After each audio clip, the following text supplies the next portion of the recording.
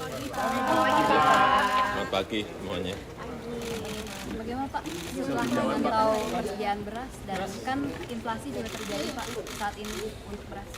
Iya, ini semua negara sedang mengalami kekeringan El Nino, termasuk Indonesia. Meskipun hanya beberapa provinsi, ada 7 provinsi di kita.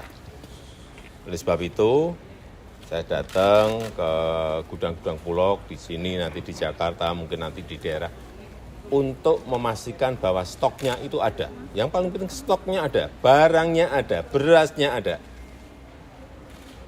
Ada, sudah yang di dalam gudang 1,6 juta, dalam perjalanan 400 juta, sehingga stok 400 ribu ton, sehingga kan ada stok 2 juta. Biasanya stok kita tuh hanya 1,2, normal 1,2 juta. Ini kita memiliki 2 juta. Sehingga kita tidak usah khawatir. Oleh sebab itu juga mulai 1 September kemarin saya perintahkan untuk memberikan bantuan pangan beras. Bantuan beras ke masyarakat. Setiap bulan kira-kira 210 ribu ton keluarkan oleh Bulog untuk bantuan pangan itu. Dan ini sudah dimulai terus. September, Oktober, November. Kalau stoknya kita lihat masih nanti diteruskan lagi. Sehingga masyarakat jangan sampai terdampak dari kenaikan harga beras. Memang di lapangan ada kenaikan. Meskipun inflasi kita masih terjaga di 3,2%. Ya. Pak, soal impor beras yang dari Kamboja kemarin itu dari 50.000 ton, apakah jadi disepakati? Dalam perjalanan. Itu bagian dari 400.000. Iya. Meskipun tidak semuanya. Realisasi mulai kapan sih Pak kalau untuk dari Kamboja? Kan kemarin waktu bilateral Bapak memang... Ini kan sudah semua, sebetulnya ini kan sudah realisasi, terus berjalan. Jadi barangnya ini dalam perjalanan menuju ke gudang-gudang Bulog. Yang lambat November. Paling lama, Pak Kabruk menyampaikan paling lambat November. Dalam perjalanan kan. Masa datang ngomong langsung sudah sampai gudang. Setelah itu juga akan impor lagi Pak kan? Ya, ini untuk memastikan bahwa kita memiliki cadangan strategis stok. Harus untuk menjaga agar tidak terjadi kenaikan. Karena memang produksi pasti turun karena El Nino. Meskipun juga saya lihat angkanya juga tidak banyak. Kalau melihat kenaikan di pasar seperti apa? Masih wajar atau? Ya, karena semua negara naik, kekera ini sama seperti barang-barang yang lain.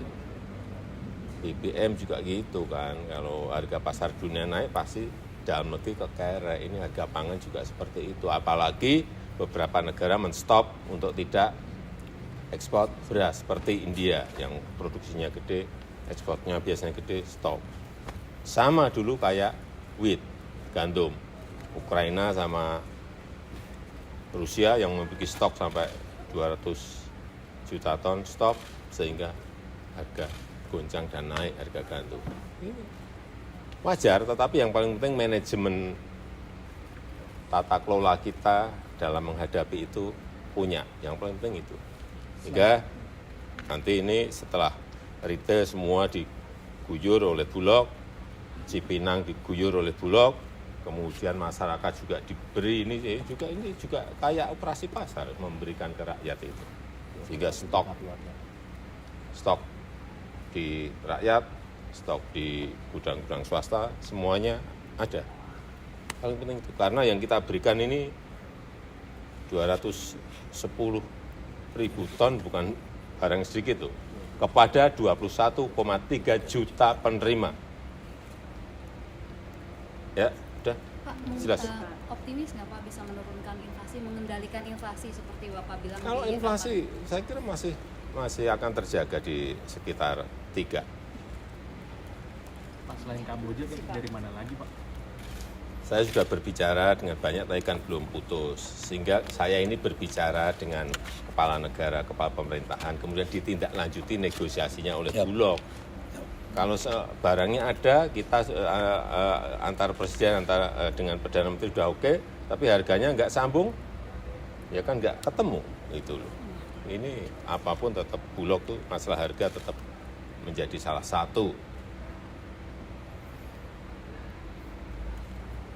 dalam negosiasi transaksi itu jadi atau enggak jadi. Saya sudah bicara dengan Perdana Menteri Hun Manet, dengan Presiden Bangladesh yang punya stok, dengan Perdana Menteri Modi, dengan RRT juga, kemarin dengan Premier Lee. Masih kalau stok kita ini sudah banyak, tetapi kita tetap masih melihat di mana yang bisa kita beli untuk tidak sekarang, untuk plan tahun depan juga mengantisipasi. Pendaftaran capres-capres yang mau Tanyakan ke KPU. tidak perlu mengundurkan diri kalau misalnya Apanya? Aturannya seperti apa? Kalau aturannya tidak boleh, tidak usah mundur ya nggak apa-apa. Yang paling penting tidak menggunakan fasilitas negara. Yang kedua, kalau kampanye cuti, aturannya jelas. Aturannya harus cuti Pak. Kalau cuti, apakah nanti kementerian lembaga tetap akan berjalan? Lalu Bapak terganggu nggak Pak? Sistem birokrasi kita ini sudah mapan. Tapi pasti diizinkan Berjalan. Pak. Kalau menteri Gimana? mau nyapres diizinkan. Izinkan lah. Yang dulu-dulu juga gitu. Terima kasih Pak. Tanyakan lagi. Terima kasih Pak. Terima kasih.